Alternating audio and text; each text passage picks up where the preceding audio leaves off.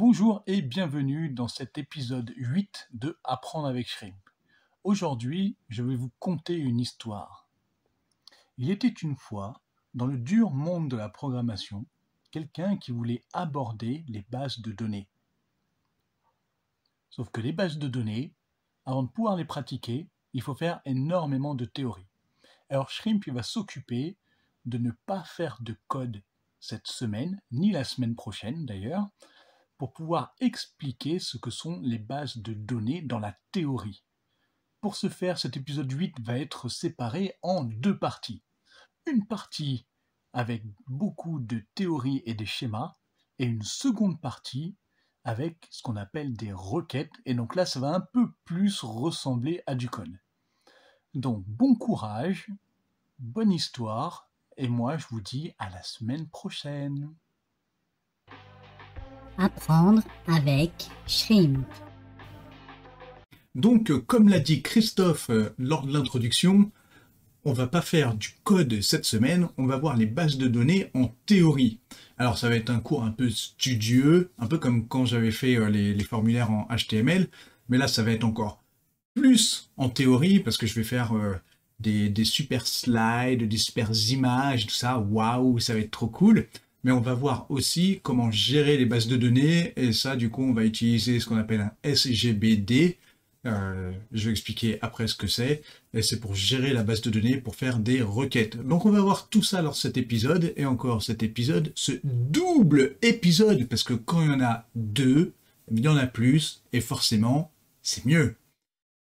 Je vais donc commencer par ce qui est le plus évident, c'est la définition d'une base de données. Donc, hop hop, et voilà, qu'est-ce que c'est qu'une base de données suivant Wikipédia? Alors une base de données, c'est un ensemble de données qui va être structuré et dans laquelle on va pouvoir faire ce qu'on appelle des requêtes. Une quête? Moi je viens pour une requête. Cette base de données, elle est créée à partir d'un modèle de base de données. Alors là, comme on peut voir sur l'image, il y a plein de tables qui sont reliées avec plein de traits. En fait, les tables, c'est des entités, c'est le titre de la table avec des attributs. Donc, par exemple, une personne qui aurait un nom, un prénom et une adresse, on nommerait la table avec l'entité personne, et puis dans les attributs, on mettrait nom, prénom, adresse. Et puis, une deuxième table qu'on créerait pour mettre d'autres données. Si ces deux tables ont une interaction, on place un trait entre les deux pour dire il y a une interaction.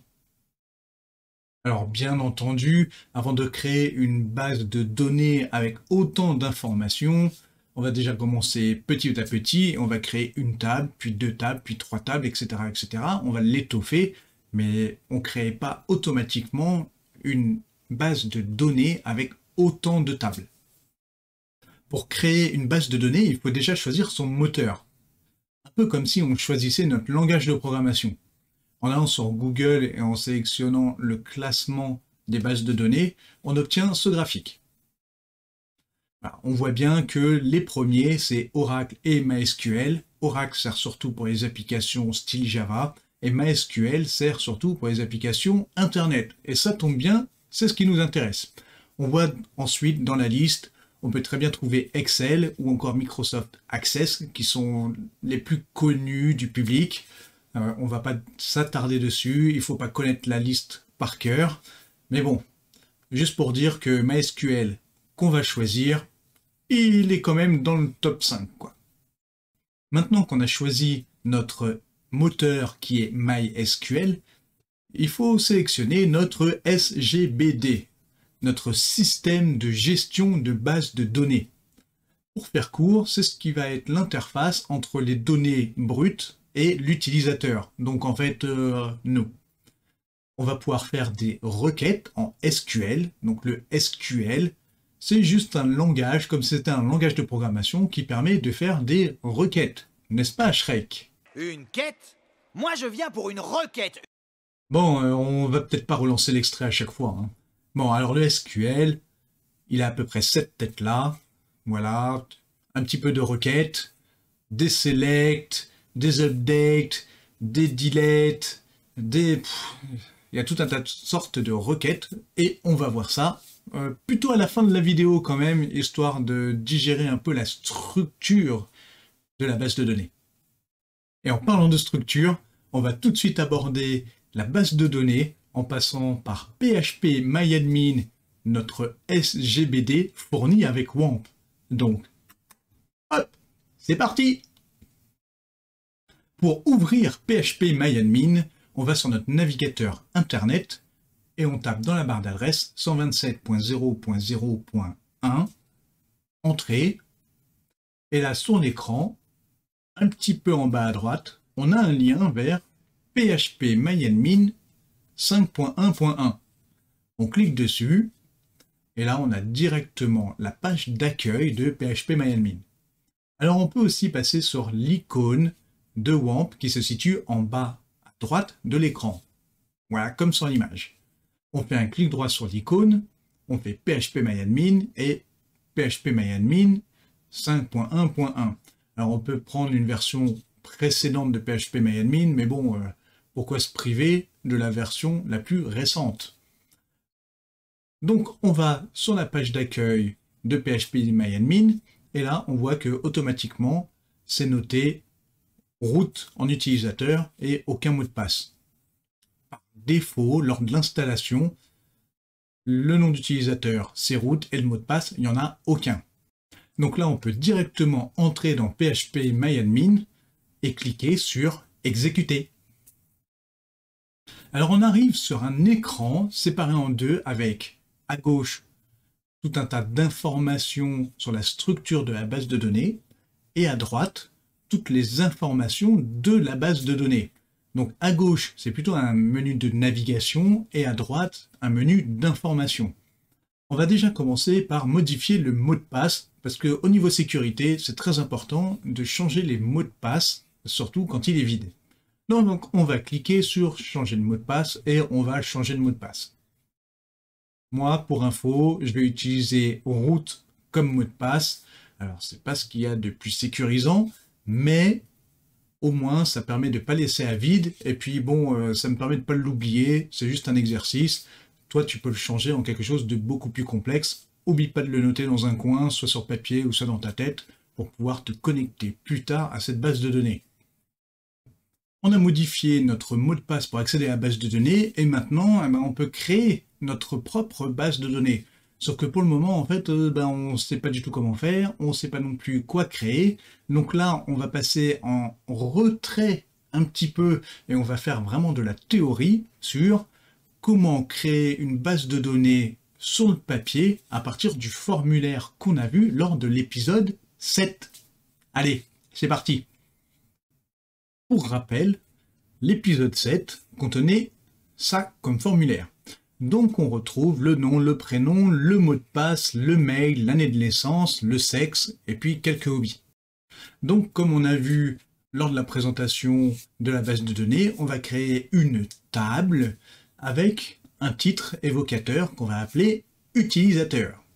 Et dans cette table utilisateur, on va la remplir de tout un tas d'attributs qu'on va trouver dans le formulaire. Donc nom, prénom, mot de passe, mail, année de naissance, sexe, et puis les hobbies. Alors je vais remplir un petit peu cette table utilisateur avec des données pour que tu te rendes bien compte de l'importance de la structure par rapport aux données.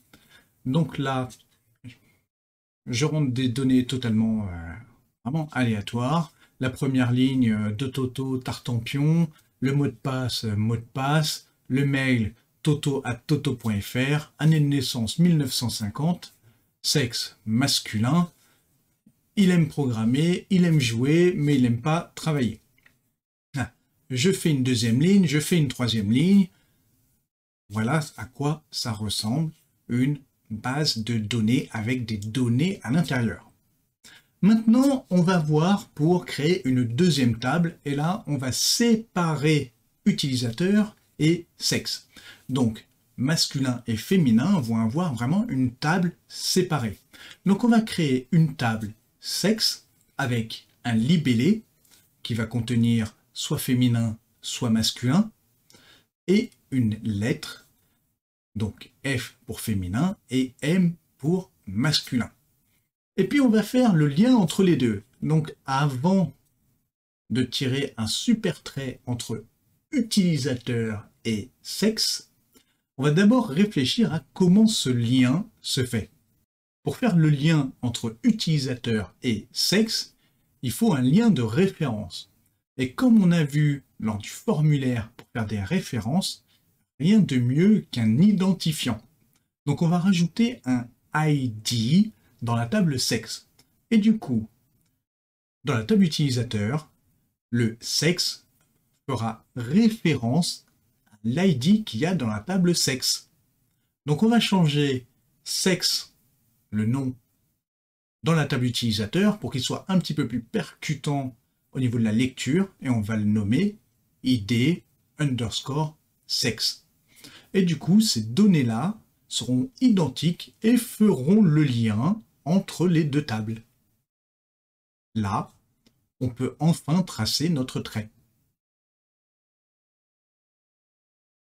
Et hop, je rajoute des données dans la table sexe, donc 1 masculin, 2 féminin, et je n'oublie pas de faire la référence dans la table utilisateur, ou dans la colonne sexe, je remplace masculin par des 1 et féminin par des 2.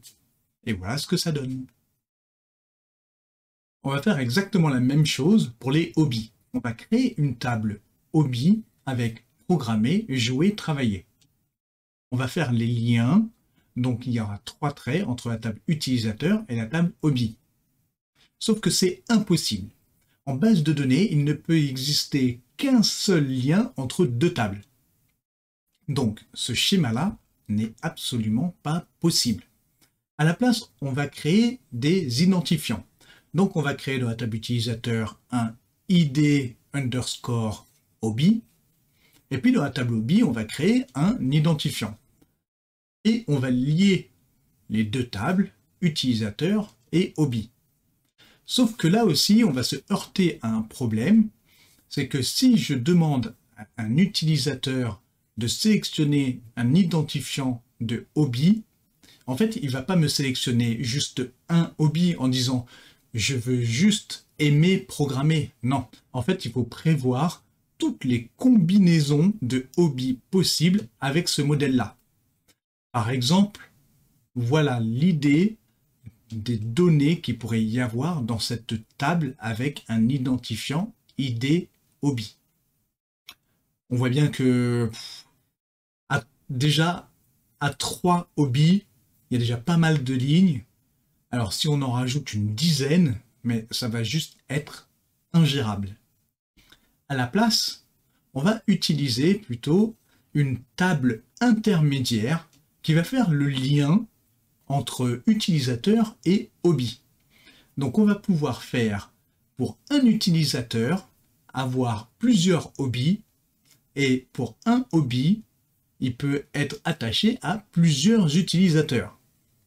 Là où sexe, un utilisateur pouvait avoir qu'un seul sexe, mais un sexe, par exemple un masculin, pouvait être attaché à plusieurs utilisateurs.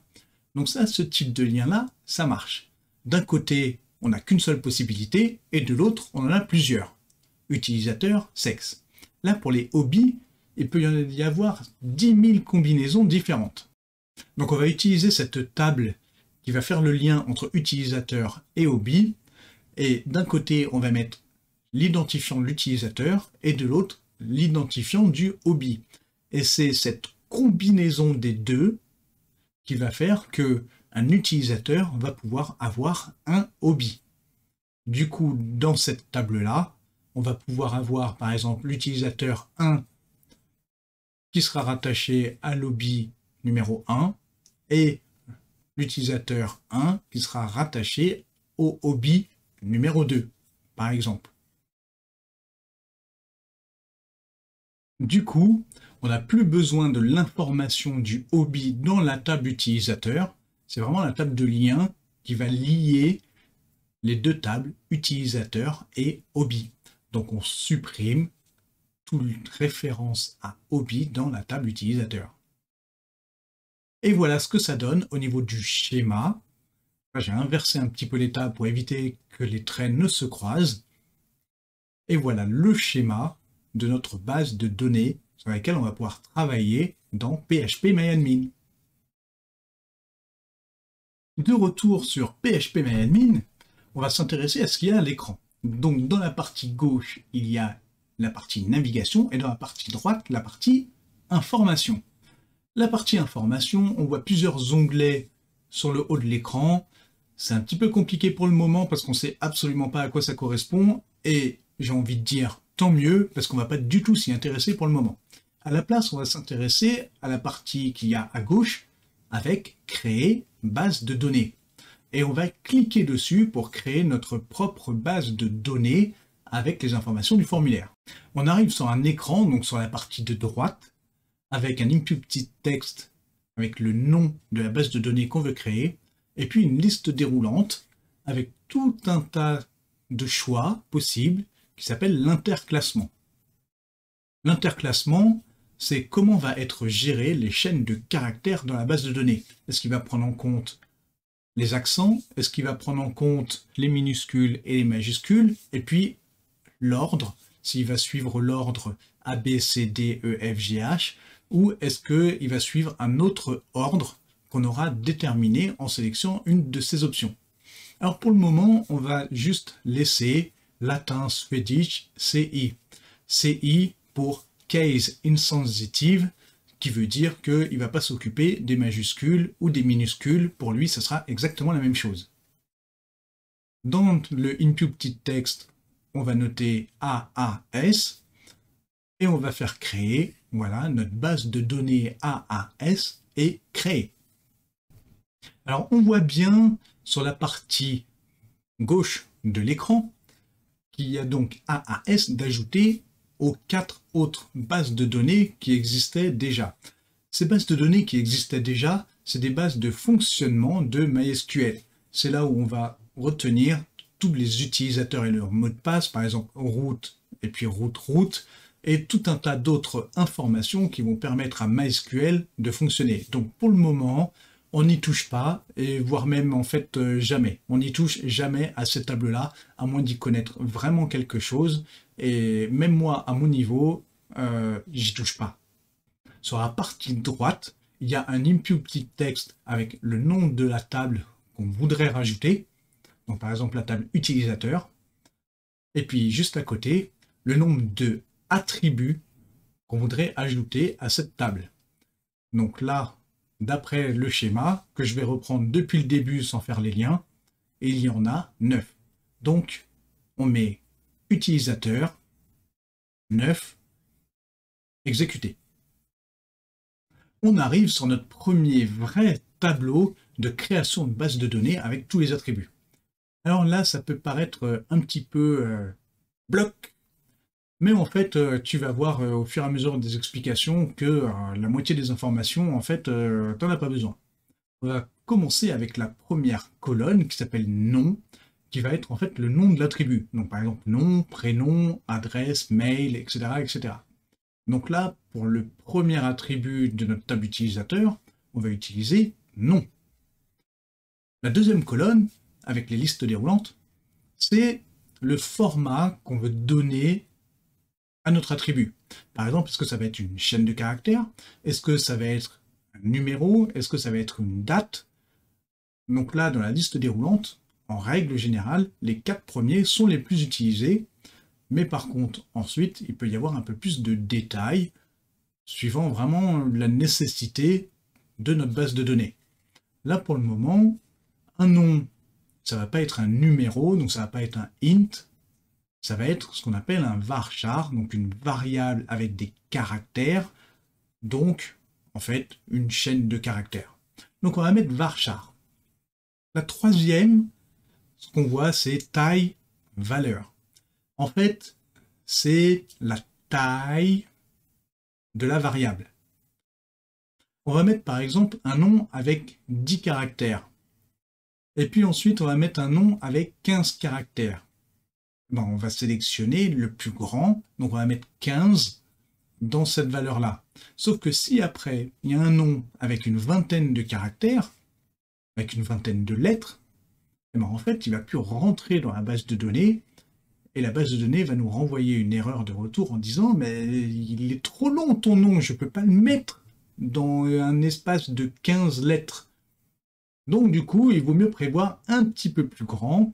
C'est clair qu'un nom, en règle générale, s'il dépasse 50 lettres, c'est qu'il y a quelque chose qui ne va pas.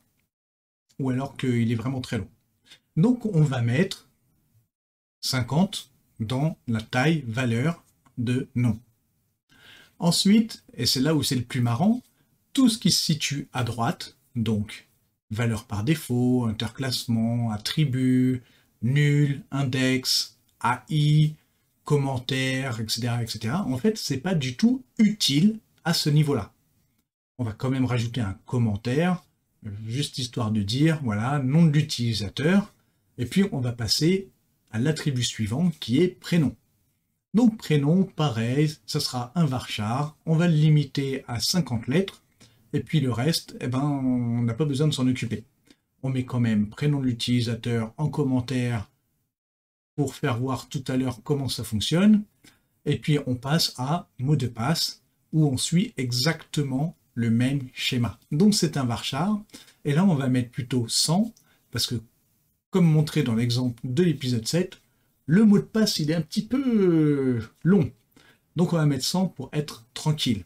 Alors, attention, on pourrait se dire, mais dans ce cas-là, autant mettre des varchars 500 pour tout. À cela, je dis, pas bête du tout. Mais en fait, ça va juste augmenter la taille de la base de données. Alors là, pour une vingtaine de données ou une cinquantaine de données, c'est pas grave. Mais quand on gère des grosses bases de données, à plus d'1 million, 2 millions, 5, 10 millions d'enregistrements dans une même table, eh ben ça peut faire énormément de différence pour ce qu'on va faire après, c'est-à-dire les requêtes. Pour rechercher une aiguille dans une botte de foin, il vaut mieux que la botte de foin soit la plus petite possible. Ce qui veut dire que, en termes de capacité d'un attribut, il faut voir toujours au plus petit pour que la recherche se fasse beaucoup plus facilement. On passe ensuite à mail, donc pareil, varchar 50, et on passe au prochain attribut qui va être déjà un petit peu plus compliqué. Année de naissance. L'année de naissance, très clairement, c'est un numéro. Sauf que, est-ce qu'on veut faire par la suite des requêtes qui permettent de dire c'est un numéro, ou est-ce qu'on veut juste avoir la valeur comme si c'était une chaîne de caractères? Et c'est là qu'il faut réfléchir en amont à qu'est-ce qu'on va faire de cette année de naissance. Est-ce qu'on va vraiment faire des opérations dessus à rajouter des plus 1, des moins 1, faire des divisions, des multiplications, ou est-ce qu'on va juste retrouver cette donnée pour pouvoir juste l'afficher par la suite? Alors, bien entendu, quand on sélectionne d'autres options dans la liste déroulante, on voit bien qu'il y a un attribut year, donc pour année, pareil pour date, mais nous on va plutôt la gérer comme une chaîne de caractères, et donc on va mettre le varchar, et pour être plus précis dans l'année de naissance, alors une année de naissance c'est sur quoi? 4 chiffres, donc on va mettre un varchar 4. Ensuite on va passer sur programmer, jouer, travailler. Et là, en gros, c'est soit c'est vrai, soit c'est faux. Donc on va mettre soit un int, donc un numéro avec soit 0, soit 1, donc codé sur un seul chiffre, donc un int 1. Mais on peut aussi le noter en booléen. Et donc booléen, c'est soit vrai, soit faux. Et en fait, la base de données va le traduire par soit 0, soit 1. On exécute la page pour créer tous les attributs de la table. Et voilà, on a l'écran avec tous les attributs de la table, avec nom, prénom, mot de passe, mail, etc., etc. Et quand on passe la souris au-dessus de nom ou prénom, on voit qu'ils sont soulignés avec des pointillés, ça veut dire qu'il y a des commentaires, et là on voit les commentaires qu'on a créés lors de la création des attributs de cette table. On va créer des enregistrements dans cette table. Et donc pour ça, sur la partie droite de l'écran, au niveau des onglets, il y a un onglet Insérer. On va cliquer dessus. Voilà. Et là, on a la liste de tous les attributs de la table avec des petits textes, des zones de texte area ou même de temps en temps des listes déroulantes. Là, on n'en aura pas. Et on va créer notre premier enregistrement dans cette table. Donc je crée aléatoirement, voilà, je remplis toutes les données.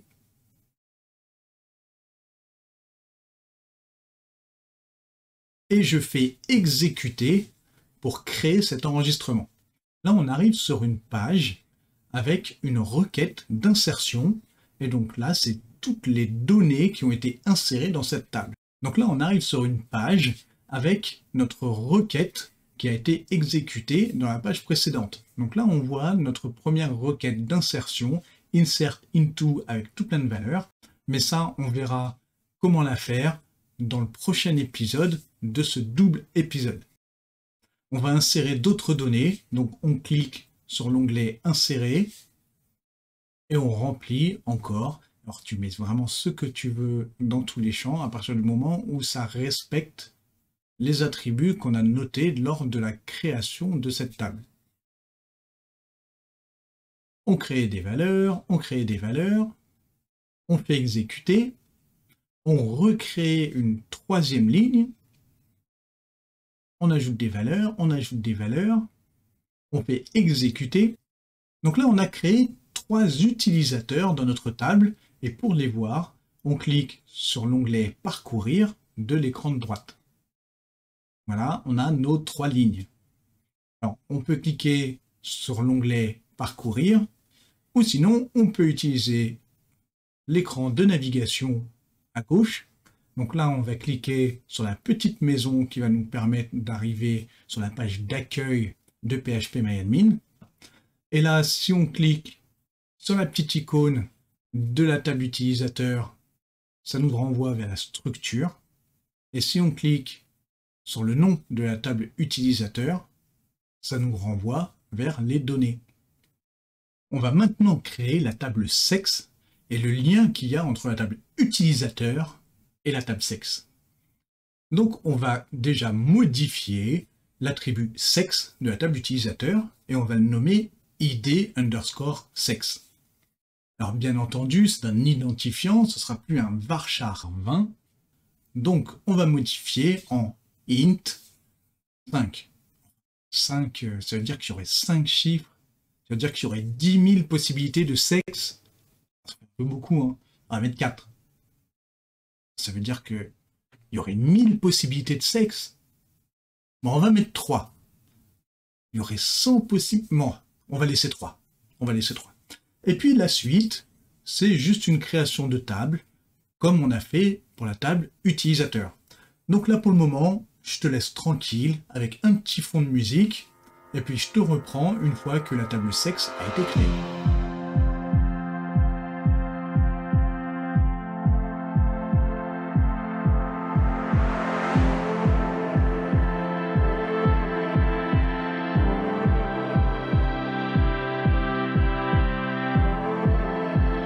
Je suis déjà revenu?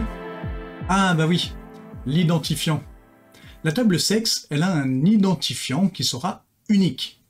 Par exemple, le sexe masculin, il aura pour identifiant 1, et le sexe féminin aura comme identifiant 2. Il va sans dire que si on échange les valeurs, ça peut faire un petit bordel. Donc on va dire que le 1 masculin, il ne pourra pas être aussi 1 féminin. Sinon, on ne saura plus du tout sur quel pied danser. Pour noter ça, on va noter ID en primary key, c'est-à-dire en clé primaire. La table, elle sera indexée, elle sera rangée en fonction de cet identifiant ID.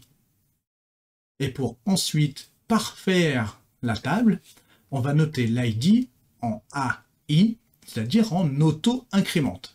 C'est-à-dire qu'à chaque fois qu'on va faire un enregistrement dans cette table, l'identifiant va s'incrémenter de 1. On va créer masculin, il aura pour ID 1. On va créer féminin, il aura pour ID 2. On va créer un autre sexe non déterminé, il aura pour ID 3, etc., etc., etc. Voilà le principe de la clé primaire. Du coup, la clé primaire, on va pouvoir l'utiliser pour faire la référence entre la table utilisateur et la table sexe. On a bien notre table sexe et notre table utilisateur, mais pour le moment, on n'a pas le lien. Si on regarde les données de la table utilisateur, on a masculin et féminin dans la colonne sexe, mais on n'a pas le 1 ou le 2 qui réfère à l'identifiant de la table sexe. Donc on va changer ça. J'ai pas mes cases à cocher en début de ligne pour modifier les lignes. En l'état, la table utilisateur n'est pas modifiable parce qu'il n'y a pas de clé primaire. On peut voir dans la table sexe que en début de ligne, il y a des cases à cocher parce qu'il y a une clé primaire. Et sur la table utilisateur, elles n'y sont pas. Donc on va rajouter une clé primaire à la table utilisateur, donc un champ ID, et pour ça on affiche la structure et on ajoute un attribut en début de table. Pourquoi en début de table? Parce que l'identifiant, il se met usuellement en début de table, beaucoup plus facile d'y s'y référer après. Donc on rajoute ID, int, on met sur 6, primary et auto-incrémente. On exécute et là, automatiquement, un numéro d'identifiant est attribué pour chaque enregistrement que j'ai déjà effectué dans la table utilisateur. Donc 1, 2 et 3. Maintenant, on va modifier le nom de la colonne sexe en id underscore sexe. Et on va en profiter pour changer le varchar en int 3, parce que dans la table sexe, l'identifiant est codé en int 3. J'exécute. Ah, là le résultat il me dit que ça n'a pas marché. Ça n'a pas marché parce que dans la table, au niveau des données, il y a déjà masculin et féminin, et la base de données ne sera pas capable de traduire masculin et féminin en un int de 3. Donc on va l'aider, on va déjà pré-mâcher le travail et remplacer masculin et féminin par la correspondance de l'identifiant de la table sexe. Donc masculin 1, féminin 2. Et maintenant, une fois l'opération effectuée, je peux renouveler mon changement de nom, donc de sexe en id underscore sexe, int de 3, exécuter, et là c'est bon, ça fonctionne. J'ai bien ma table utilisateur avec une référence id underscore sexe avec l'identifiant de la table sexe. Il ne reste plus qu'à faire la même chose pour la table hobby et pour la table de lien entre utilisateur et hobby. Donc je suis le schéma qu'on a vu au début de cet épisode. Et avec un petit peu de musique, je laisse tourner.